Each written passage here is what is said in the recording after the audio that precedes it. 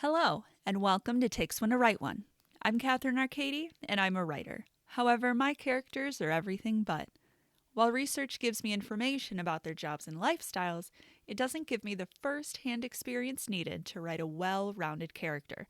So, I created this podcast where I invite people on to talk about their jobs, their hobbies, or their beliefs, because it takes one to write one. This is part 2 of a 3-part series for cults, and I'm talking to an anonymous escapee. Before we begin, a quick reminder that this series discusses intense topics, including coercion, trauma, physical and emotional abuse, and psychological manipulation. If you need to step away at any point, please do. Your well-being is important. As always, respect is key. My guest has chosen to remain anonymous, and their story is theirs to tell. We, as writers and researchers, listen not to judge, but to understand. With that in mind, let's continue.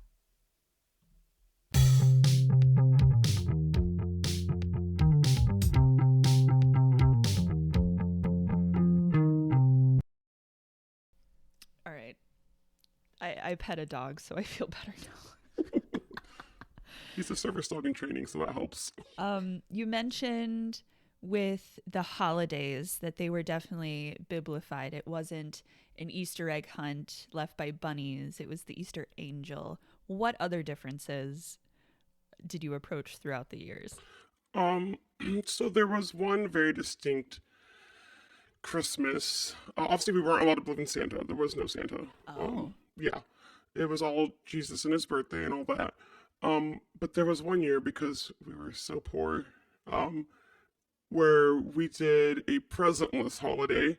We were told that we were going to experience Christmas without the presents so we could better understand the significance of Jesus' birth and be thankful for him. Uh, when we were not supposed to hear, we later, like one of us stayed up late. I can't remember which sister it was, but they heard one of our moms telling one of our dads that we couldn't afford presents that year. So we just didn't get presents. But because they were able to tie that religious aspect to it, it kind of just became that.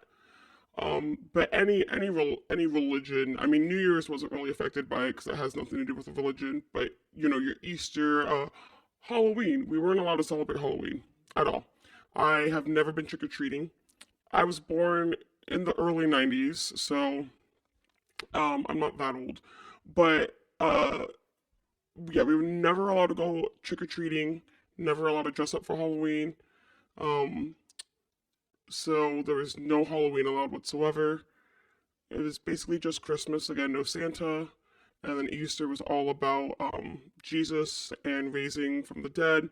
So Easter was always a church sermon, and then you would wear your Easter best, and they would hide little, Easter eggs, but some of them contained scriptures instead of candy. Mm. And everything tied back to Jesus. There was no bunny. It was only crosses. What were birthdays like? Um, those are pretty typical. I'd say there wasn't a whole lot of religious aspect to them, other than like we're so grateful to God for bringing you here. But you still got to celebrate them. Yeah, I mean, aside from being poor, I was more about being poor than being religious. I would say, Okay. and having just a lot of siblings. Speaking of siblings, Yeah. first of all, everybody that was born into it, at least, y'all all had Christian names. Yes. Was that an edict done by the pastor? Parents. Hmm. I'm also not going to share our names in Sure. particular, but every child born into the cult, not just my siblings' name, all of us had Christian names. There were two brothers named James and John who were brothers in the Bible. Mm-hmm. There were two brothers, Joshua and Caleb's. There were Naomi's and Rebecca's. Everybody had Christian names. So Yeah. Had to follow into it. Yeah. Were middle names a thing? Yes, everyone had middle names. Most of them were also Christian. Otherwise, I think a couple may have been like named after grandma and grandpa, but luckily most of them had, Christian grandma and grandpas just because of the days and age. But even our pets had to have Christian names. Sure. Yeah, Sure. yeah. Pets had to have Christian names. So your dogs, your cats, your bunny rabbits, they all had to have Christian names. Someone had a rabbit named Grace. There were cats named like Faith, a dog named Hope. I mean, every pet, everybody had to have a name that could be found in the Bible. And y'all could have pets like typical household families? Um, Did the pets also have to attend service? no, pets were not in church. Yeah, I don't remember there being any restrictions on pets. As long as yeah, I don't remember there being any restrictions. So, Okay. But I hear there was a lot of restrictions on the sibling dynamics that you guys experienced, being pitted against one another. Or how was it that you worded the sibling relationship that you guys had? relationships with your siblings, it it was as minors, it was heavily encouraged. You have to have good relationships with your siblings.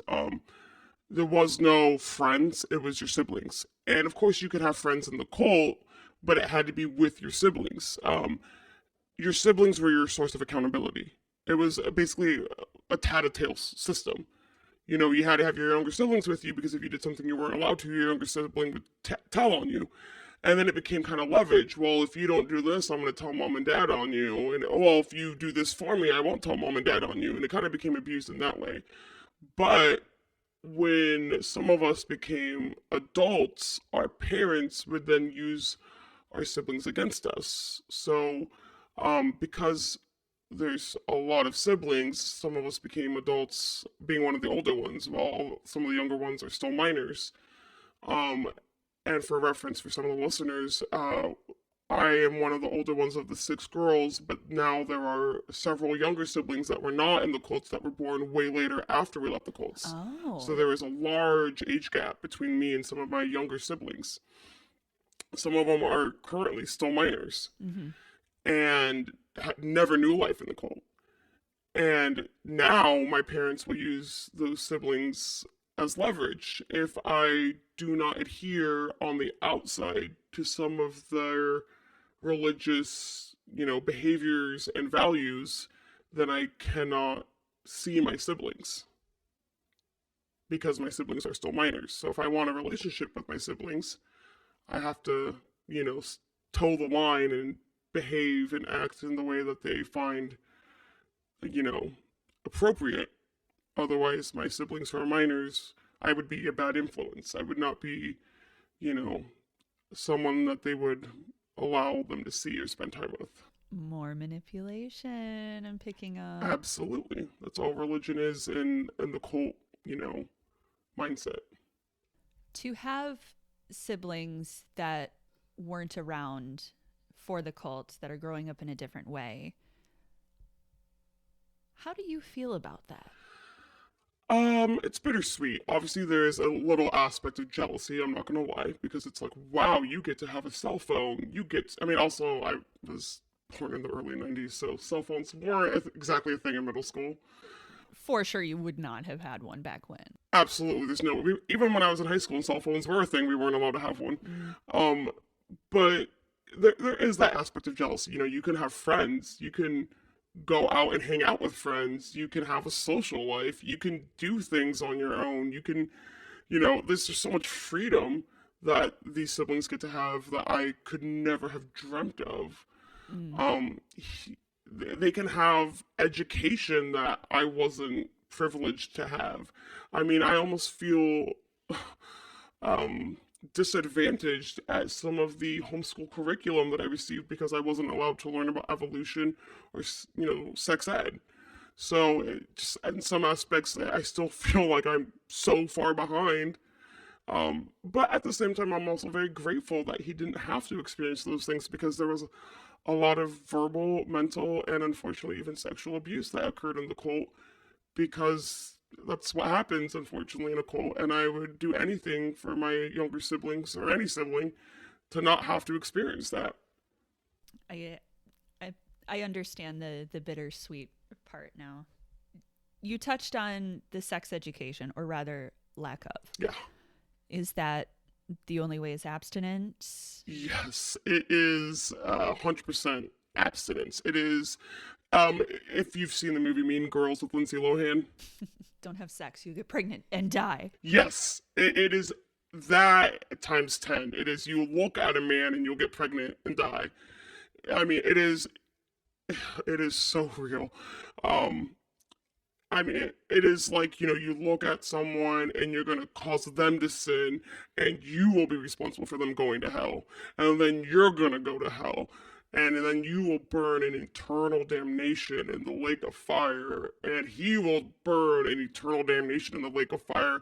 And you're going to be responsible for two people burning in hell. And it's just like the amount of guilt and shame. I'm hearing a lot of misogyny. Oh, where it's yeah. like this is the woman's fault. Because Eve bit the forbidden fruit first.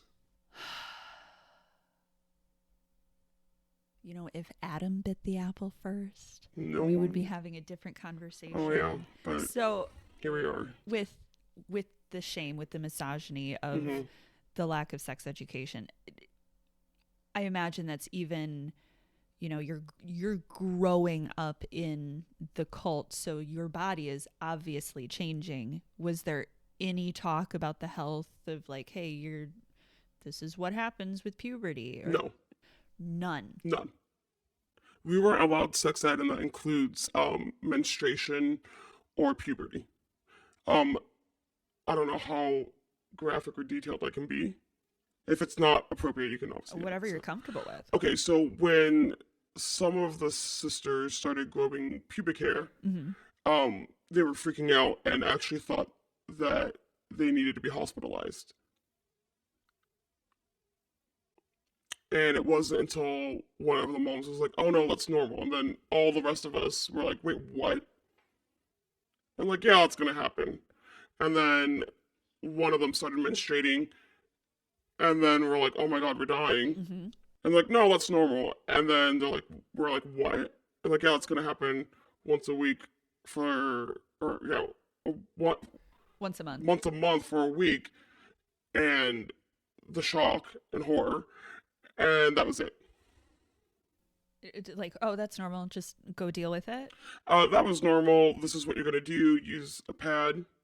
No tampons, because that's sinful. And that was it. What is in the Bible regarding menstruation?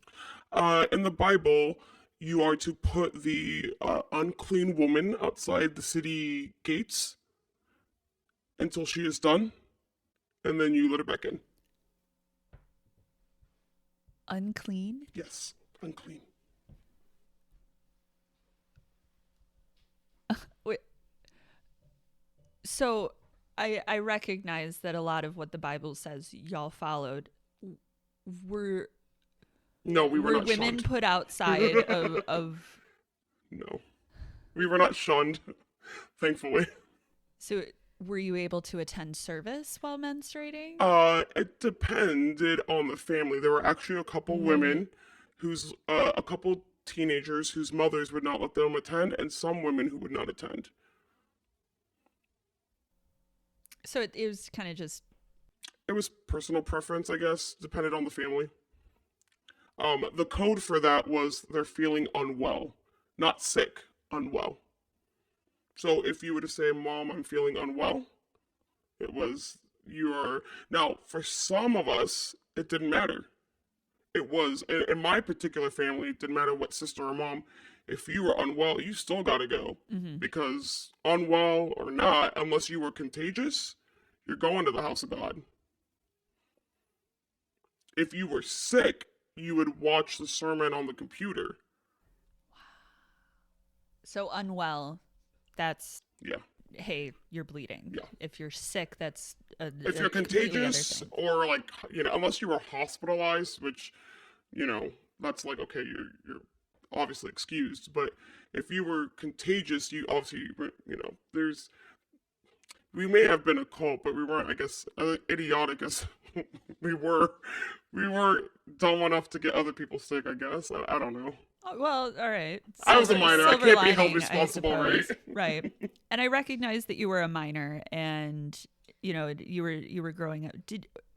I should say, following blindly. I mean, that's what you knew. Well, that's what you were taught. Again, if I wasn't obedient, I was beaten. So, rule of thumb. Rule of thumb. I still can't get over that. Yeah. I'm eradicating that from my vernacular. Did you experience other women in the church being pregnant? Yes. And what was that like? Oh, it was a gift from God. So they were seen as miracles blessed from Yahweh, just almost like otherworldly. We were to treat them with utmost respect, do everything they asked, get them water, make sure they were seated, and help them with anything. And always be, as children, we were always to be helpful and respectful of our elders, but especially to pregnant women, especially. Would it then kind of be enticing to be pregnant as a woman? Even as a female child growing up in a religious cult, our goal was to get married and have children. So you see a pregnant woman, that was your idol, right? You're like, oh, I can't wait to be married and have children. Again, at the age of 5, I was told who I was going to marry. So it was like, oh, I can't wait to be married and have children. And you see a pregnant woman and you're like, wow, she's doing it. She is living that life. And, it's just like, I don't know, it's like that thing. And then you hear all the other adult women like, oh, she's got that glow. Look at her hair, So even as a kid, you don't even understand what they're saying, but you're like, wow, she must have that glow and she's got that hair. And you're like, I can't wait to be whatever that is. But if the adult women in your life, mind you, there's only a handful that you know, but all of them are idolizing her, you're clearly going to idolize her too. So, and you're going to want to achieve that right. sort of thing. You mentioned a gift from Yahweh? Yes. What is? Yahweh is God. Oh. Yeah. Just a different name? Yeah. It's like the Jewish. Oh. Yeah. Okay. Or Hebrew. I'm a little rusty. Sure. Did you learn Hebrew? No. It was always smart. English? Clearly. We weren't an educated cult. Sure. But you didn't get folk sick. Right. I guess. Just mentally. Oh. You mentioned at 5 years old, you knew who you were, quote unquote, destined to marry. Yeah. How did that pan? Well, I know ultimately how it panned out. So as I grew up, I decided very early on that I did not want to stay in the city where I grew up. I wanted to move up and out, if you will. Absolutely. And I kind of just wanted to get as far away from the city where I grew up and away from the people I grew up with. Not to say that I didn't like them, but I just wanted adventure. And once I left, I didn't look back. That included people and places, and the person I was supposed to be with stayed, and I didn't. And that was it. Well, that sounds a lot more simple than needing to go through a whole process of no, actually not. Did you have a friendship with the person, relationship? No. So in high school, he assaulted me. And needless to say, things became very awkward with him after that. He reached out to me once in adulthood, trying to apologize. He said, I wish I hadn't done that. And my response was, yeah, me too. And then I just blocked and moved on with my life. That is so healthy. Going back to sex education, you were able to explain what it was like for the girlies. What do you suppose the guys got? Were they like, I'm assuming it was don't fall for that temptress and that seductress hussy, but I can only imagine. don't look at her shoulders? Don't look at those shoulders or those knees. Did they get away with some stuff regardless?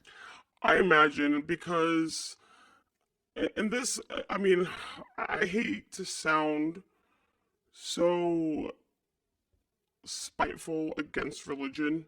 Unfortunately, though, I'm going to be one of those people like, well, look at how I was raised. You But experienced what you experienced. unfortunately, the guy who I was supposed to marry who assaulted me wasn't the only one. All of the men who assaulted me were religious. All three. Um, and all three were old enough to have known better. One was an adult while I was 5. 2 were in high school while I was in high school.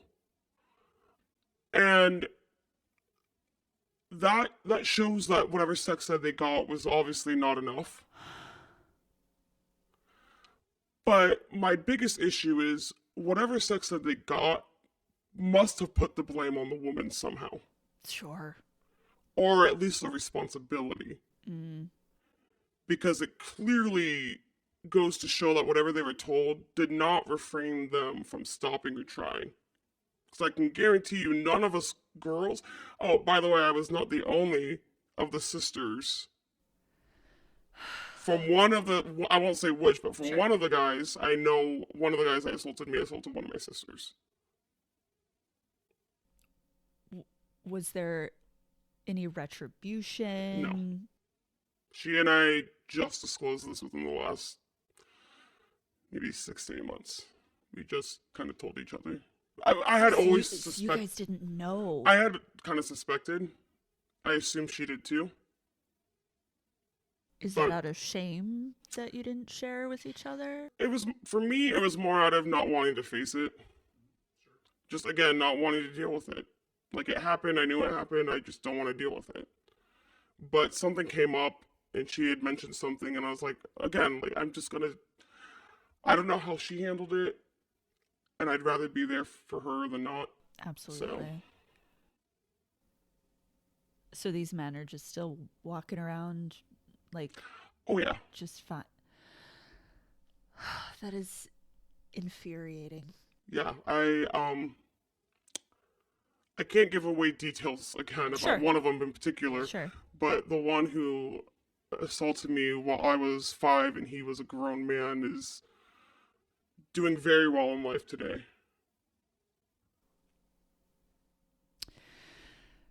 My blood is boiling. Would you say that the cult or the leaders or what have you protected him?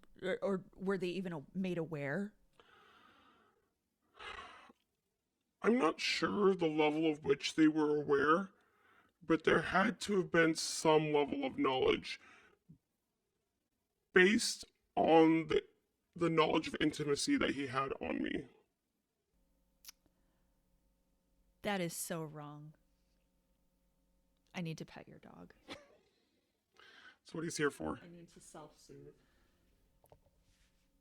So now that you're not involved and you exited, what was the removal process like for you? So on the outside, it was very simple, right? It was going away to college. Packing up and leaving and basically saying, okay, I'm going away and I probably won't be back, assuming that after college I was going to use my degree and find a career and go from there. But on the inside, it was saying goodbye to the only people I knew, the only friends I had, and taking a blind step in the dark, not knowing where I would land and what was going to catch. Because again, I only knew the people in the cult. Mm. And it was very scary to not know anyone or anything because my education was very clearly lacking. Well, I imagine it was catered towards that to keep you involved. Absolutely. They control and manipulate what you know because the less you know, the more you need answers, and then you go to who you know for those answers, and they control what you know, so you continue to go to who you know, and it's the cycle. But I refuse to stay in that cycle. And it did cost me a couple friends. Some of them not even on their will. I had Skyped one of my best friends, and while I was on Skype with her, her mother didn't know it. Um, but she had asked her daughter, like, who are you talking to? And I think she thought she was on the phone, but she was like, oh, I'm talking to Bleep. And she was like, well, why are you talking to Bleep? Um, Bleep isn't one of us anymore. You're not even allowed to talk to Bleep. She doesn't do Bleep anymore. Like, she was just, like, going off about how horrible a person I am, and I wasn't worth talking to, and she wasn't to talk to me ever again. Now, mind you, this friend is older than me. So my freshman year of college, even though my friend wasn't in college, she was like already a full-grown adult. Mm. But because she was living at home, she was still in the cult. She was still controlled by her mother, so she was not allowed to talk to me anymore. That seems typical in a lot of like the cult documentaries that I've Yeah, watched. you're disowned. You're disowned. Mhm. Can't talk to you. Removed. Hmm. You mentioned earlier how overwhelming it was to be in the greater world of things. How did you cope with that? Not well Hmm. at first. I think I got a little bit in over my head at first, trying to like take it all in, trying to like make up for all the things I felt I had like lost out on, um, trying to like chew more than I can swallow, for lack of a better expression, you Sure. know. And I kind of feel like looking back, I lost myself in a sense of trying to like take in so much culture, pop culture references, you know, like trying to find who I was. I know a lot of young adults, especially out of high school, going into college, try to find themselves. Sure. But believe me when I say, when you don't know anything and you're trying to find who you are, it's a lot different than trying to find yourself as a young adult. You know what I mean? Like, there was a lot of finding myself at that stage. Um, not, without even needing to find yourself outside of a cult when it was your whole world. Um, it was rough. I think I at one point even experimented with drugs because I was just so caught up in like I need to try this, I need to try that, I need to try this and try that. I just was trying one of everything, you know, like it was so crazy because I felt like I had been lied to by my parents, you know. Mm. Growing up, my parents were perfect in the eyes of a cult child. You know, growing up, I was told, like, my parents could do no wrong. From the Bible's perspective, your parents cannot sin. I was told that my parents, like, I always had to apologize to my parents, but my parents never once apologized to me, ever. They never owed me an apology. They never did anything wrong.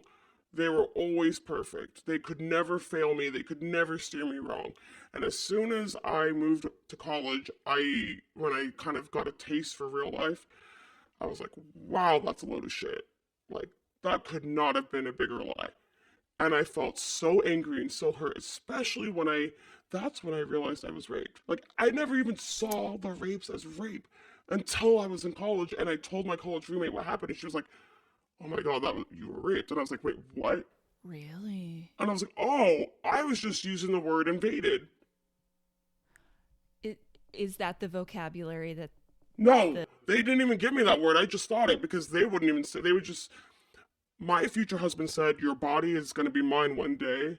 So it doesn't even matter. And you can't even tell anybody because if you do, you're going to lose your value. And if you lose your value before we were married, no one's going to want to marry you. And I could even say that I don't want to marry you anymore and you'll never find a husband. And then one of my I wasn't supposed to date, but I had a different guy that I was interested in who raped me, and he said, if you tell anybody, I will tell them that you are asking for it, and you'll be the whore that no one's going to want because you're not a virgin, and no one will want you because you're not a virgin, and you have no value now. So either you're going to stay with me, or you'll be single forever because you're a whore.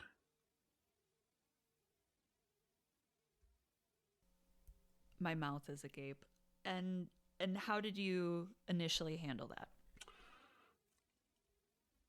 Well, I remember I couldn't sleep on my back for like a week because I just felt like traumatized. Mm. And he then called my mother and told her that I was a whore because he told her I was asking him for sex. And my mother told me that I was a whore because she believed him. And I cried. And I was really upset that she believed him over me. And I didn't tell her what he did. I just told her that it wasn't true. And then later I went to college, and when my roommate told me no, that was rape, I called my mother and I told her he tried to. I didn't say that he did, I just said he tried to. And you know what she said? Well, maybe if you weren't so desperate and you weren't asking for it, maybe he wouldn't have tried. And that's when I realized again how much I couldn't trust my parents. Mm. And that's when the one of everything, I'll try this and I'll try Sure. that and I'll try this picked up. Because that's when I was like, I can't rely on anyone. Because again, my parents were like, They were still involved when you went to college. they were in my life, but at that point when I started separating them more and more from my life. Involved in the cult, rather. Oh, not really. They were starting to pull out a bit. Okay. But the residual, like, it's still Yeah. there. Yeah. Damn. Does your dad know about any of this? No. None of it. Absolutely none of it. And my mom doesn't know the truth about any of this. If they knew about the guy that assaulted me when I was 5, they would probably kill him. They didn't know about that? They still don't. My dad was best friends with him. They wanted me to marry obviously the guy that they set me up with Right. when I was 5 and he was 5. And they wanted me to marry the other guy that told me I had no value, so I had to stay with him. My dad even told me you should marry him. Not knowing. In fact, when I didn't get back with him, they're like, why didn't you marry him? And in my head, I'm thinking, well, because he raped me. But obviously, You didn't say this, No. so they don't know.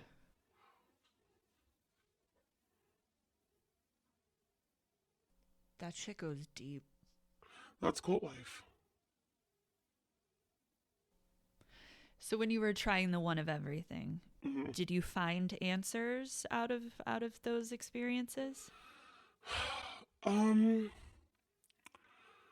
Not really. I mean, I tried. Oh gosh, I tried. Like I said, I tried ecstasy. I tried alcohol. I tried cutting. I tried relationships. I tried, even like your superficial whatevers, and none of it seemed to work. Um, but I found that those things didn't work, and I guess that in itself was something because I did try one of everything. I only tried ecstasy once. I only tried one drink of alcohol, and that was all it took.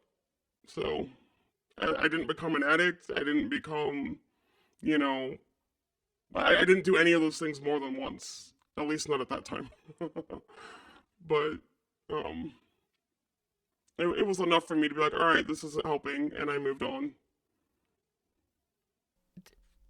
That's healthy. I mean,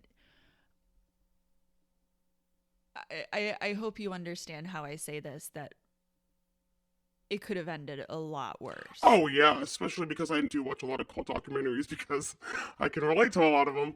A lot of people end up committing suicide, or they end up addicted to drugs or alcohol, or in another cult of some kind. And it's sad, and I have a lot of sympathy for them because I can understand. Um, and I don't want to say like, oh, I'm proud of myself because I honestly don't know how I didn't end up that way. I really don't understand how I didn't end up that way, but I am grateful I didn't, and I am shocked I didn't, but, I'm glad I didn't. I'm just wow. This is wild. So you were trying one of everything that wasn't working. What was ultimately something that really helped you start the healing? Uh, Honestly, atheism. Okay. For me, it was coming to terms that no religion is the best for me. It's Okay. freedom of religion means freedom from religion for me. And while I do respect everybody's opinion and their right to believe what they want to believe, I want to be respected for my right to believe that I don't have to believe in anything. And while I have had many, it's funny because a lot of people think that atheists just need to read a Bible. And I can guarantee you, I have met very few people, very few, that know the Bible better than me. Yeah, I get it. And I'm not proud to say that. I think it's valid. I mean, where you're sitting in it, and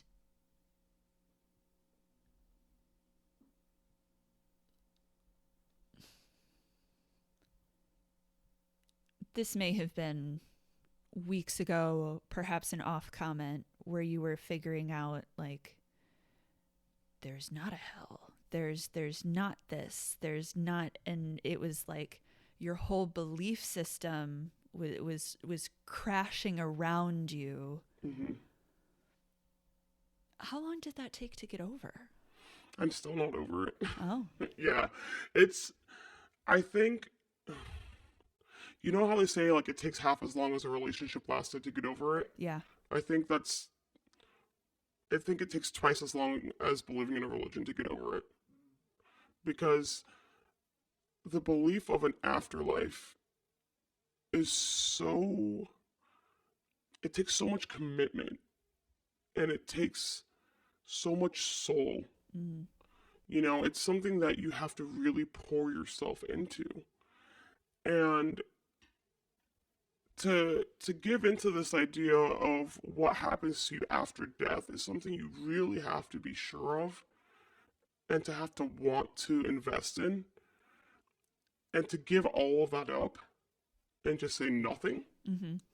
takes even more. Because to say, well, I believe this is going to happen, yeah, it could, sure. But to say, I don't think anything's going to happen, takes a hell of a lot more courage. It's a lot more risk. And for me, that's scary because, again, since the day I was born, I was told these shoulders are going to send me to hell. I can't get over the shoulders. I'm sorry. Just I can't get over the ever since I saw your reaction, I'm just from now on. Every time I see you, I'm gonna be like shoulders, flashy with my shoulders. I'm about to stumble. But it's just like I sometimes even now I'll just lay in bed and be like, what if I'm wrong?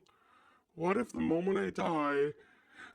And it's funny because I see myself as a very logical person. It could be the autism or something, but I'll lay in bed and like reason with myself, and be like, okay, the odds of this, science says this, facts are this. And then sometimes I'll just use common sense, like, okay, well, if Christians are going to heaven, then my rapists and assaulters will be there, and I don't want to be with them, so, maybe I do, or maybe I would rather be in hell. And then it's like, okay, well, look at Greek and Roman mythology and all this, like, there's so many things that put me at ease, I guess, about the concepts of hell. Put at ease. And at that point, it's like, you know what? Jeffrey Dahmer's in heaven. Maybe I don't want to be there. Karens are all in heaven. It's valid. you have been checking out Greek mythologies Yes, I more have. often. Tell me Yeah. more about that. That's been healing too. So I guess that it's very new for me. Because again, we weren't even allowed to watch Hercules or Hunchback of Notre Dame growing up. Okay. Very few. We were allowed to watch very few things growing up, but VeggieTales, of course, Mm. was approved. Um, but now that so a lot of culture references, were lost on me growing up. I felt like the loser. My friends would say something and laugh when I was in college, and I'd be like, ha ha ha, and then they just look at me like, where have you been? And I'm like, in a cult? But of course I didn't say that. 'Cause Sure. I didn't know it was a cult. I'm like, I don't know. Like, who's Britney Spears? But yeah, now her songs will come on the radio, and I think I know like Toxic and oh, what's that other one? The one she's known for. You're asking the wrong Oh, person. okay. I grew Something up. with baby in it. Oh, what? Hit me, baby, one more time. Yeah, there it is. Which there's a conversation to have about the Right. negative connotations about that, but Point being, I know very little pop culture references. There was a Katy Perry song on, and at one time I was like, "Is that Pink?" And someone's like, "That's Katy Perry," and I'm like, "I don't know." yeah. I'm surprised I knew who Pink was. Okay, like I'm sorry, I'm trying. But anyway, yeah. So oh, sorry. What was the question? I lost myself. Well, I, I guess I want to know, since we're on the topic of pop culture, how have you caught yourself up with that? What do you like? I guess, for lack of a better term, I guess there's a little bit of a silver lining where you get to choose what kind of pop culture you want to absorb. You're right, and I do remember the question now. It was about Greek mythology, Oh yeah, yeah, and yeah. that is, I don't know if that's pop culture, because I'm not very good with pop culture, but I do like Greek mythology. I've been diving deep into it. It's only been a couple weeks now, maybe a month or so, but Yeah. I've been diving heavy, deep into it. Absolutely love it. And it's allowing me to better understand religion as a whole and how much Christianity has just cheated off of it. Yeah. But I love it because it's also helping me get over Christianity because I'm like, okay, well, now that I see that the Christians have cheated, maybe it's giving me some comfort that these shoulders won't send me to hell. Take a drink every time. So, it's new for you still, Yeah. with grabbing onto it. What have you enjoyed the most so far? Or what are you most curious about learning more about the Greek mythology? Or any mythology, rather. Um, I don't know. I think I just like the concept of like there's a God for everything Mm. because that's like the exact opposite of Christianity. It's like there's only one. And while that was very easy to memorize, I'm getting so confused with all these Greek gods. I'm like, There are. there's so many names and all their purposes, and I'm like, my husband knows all these like Greek mythology, like he knows all of their names and what they do and what they're known for and their weapons and all these like their backgrounds and everything, and I'm like, what? So I'm constantly asking him for help. I'm like, how do you know all this? He's like, how do you know all these Bible verses? I'm like, oh, there you go, there it is. Um, but it's just interesting to me because I just love that there's one for everything, and I can really appreciate that. I think that makes a lot more sense to me than just one omnipotent, omniscient, omnipresent God. Because then I'm like, well, look at slavery and the Holocaust. Where was he for that? Mm. Like, I heard this quote, like, if there is a God and I get to that day of judgment, he owes me some answers. Ooh. Where was he when I was being raped by one of his own? You know? When I was crying out for him, literally. Where was he? What was he doing? I mean, I was 5, you know? And then there's a verse, God will never give you more than you can handle. I hate that shit. I was 5. Where is he when there's people literally killing themselves, but he won't give them more than they can handle? Like, I don't know, that doesn't make much sense to me. In my humble opinion, I think that's just like a like a something to pacify the moment. In my opinion, the Bible was written by men to control women and lesser men. And by lesser men, I mean men that they think are lesser than those that wrote it. So, that's their way of saying, if you can't handle it, you shouldn't be here, go kill yourself. And I obviously I don't condone suicide. No. But No. that's their way. I have struggled with suicidal ideation since leaving the cult because suicide is a sin according to the Bible and according to the cult. So that was, I thought about it when I left because I was like, maybe I don't deserve, maybe I shouldn't be here. And if you commit suicide, you go to hell. And that was my way of thinking, oh, maybe I shouldn't be here. And that was a huge struggle. And I even asked my former youth leader, what happens if I do? And he was like, yeah, you're going to hell. It seems like too easy of an answer for that shit. With and I'm so glad you're here. Oh, thank you. I've said that 7 times. I'll say it 70 more times. Oh, you're so sweet. And for anybody listening, there is help out there. I want you to hang around, and this too shall pass. It's really hard life as far as that goes.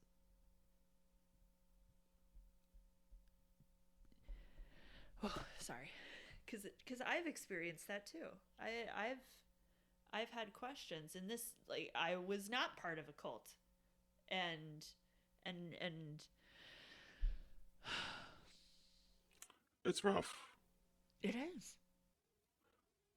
I was told my only purpose on this planet is to follow God and make more Christians. And that includes marrying a Christian man and making Christian babies. And when I decided that wasn't the life I wanted, that meant, do I deserve a life? Is an identity crisis the right term to use for that? Absolutely. It actually almost feels like an understatement. Mm. It was more like an existing crisis. Oh. Like, am I worth existing? And then I thought, well, if I don't want to be in this cult, that means I don't believe in this cult. That means I don't believe suicide is going to send me to hell. So I don't believe in religion, so I should just kill myself because I have nothing to lose.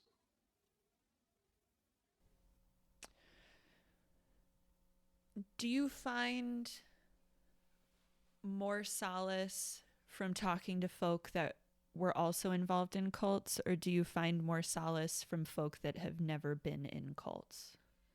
The only people I know that have been in cults that will talk to me about it are my siblings. Particularly only 1, 2, 3 of my sisters. The rest will either not talk to me about it or won't come to terms in one way or the other, or they were just too young to really know or remember. So, and the other people that I grew up with that were in it are either still in it, or a version of it, or I don't talk to anymore for one reason or another. So, I haven't met anybody else that was like, oh, I used to be in a cult, either the same one or unrelated. So I do find a lot of people when I like randomly meet somebody and somehow the topic of cults come up and I'm like, oh yeah, I used to be in one.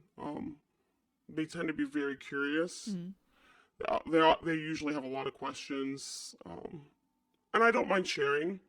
Usually, as long as I'm sure it's not going to somehow get back to family. Because again, if my family find out, then there's the issue I have that my siblings that are minors, my relationship with them might be threatened.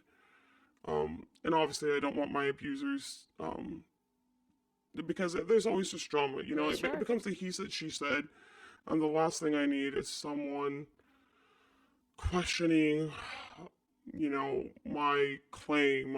I say claim because that's what they call it.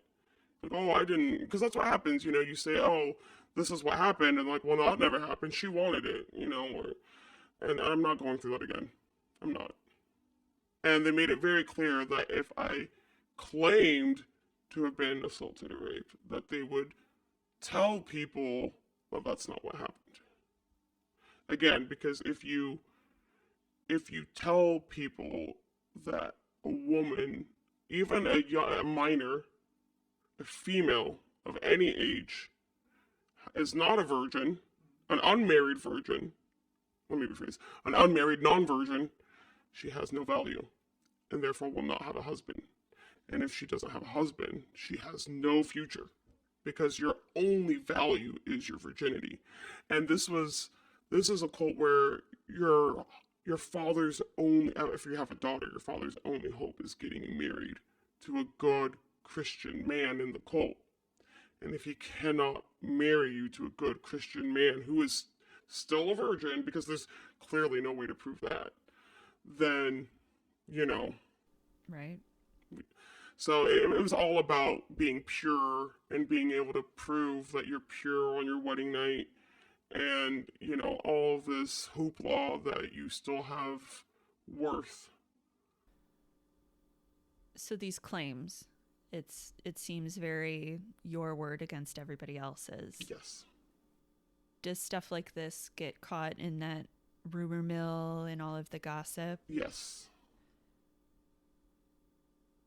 That just, if it became quote unquote common knowledge, even if it wasn't true, it would be adopted by the rest of the church? It was so feared that you would rather be suspected of a crime than of not being a virgin. This has been the second part of a 3-part series for cults. Conversations like these can stir up a lot: anger, sadness, even disbelief. It's okay to feel whatever comes up, but it's important to take care of yourself in the process. Step away if you need to. Talk it through with someone you trust, or take time to reflect before moving forward. Learning about manipulation and trauma can be overwhelming, especially when the realities are this stark. But awareness is powerful. The more we understand, the more we can recognize these patterns and support those affected by them.